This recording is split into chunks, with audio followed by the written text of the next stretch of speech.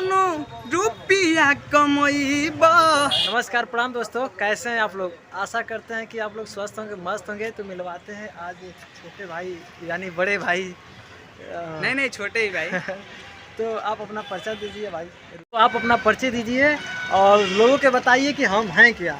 जी sir. आज सबसे पहले मैं रजनीकांत हरिओम, आप सभी जितने भाई लोग लाइव देख रहे हैं सभी को प्रणाम नमस्कार। आज मदर्स डे की ढेर सारी शुभकामनाएं। सभी के ज़िंदगी में माता होना बहुत ज़रूरी है, क्योंकि माँ ही एक ऐसी हैं कि पूरा सृष्टि चलाती है। जी।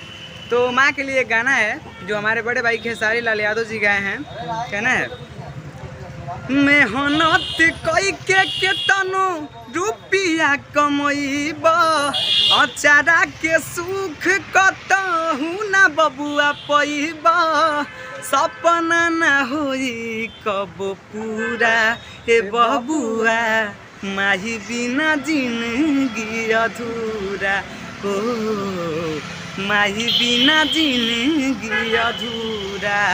मेहनत कई के तनो रुपया कमईबा, अचारा के सुख कतहू ना बबुआ पैबा, सपना न होई कब पूरा ए बबुआ, माही बिना जिंदगी अधूरा हो, माही बिना जिंदगी अधूरा। नमस्कार प्रणाम। आज मदर्स डे की ढेर सारी शुभकामनाएं और आप लोग अपने मम्मी पापा का ख्याल रखिए। नमस्कार।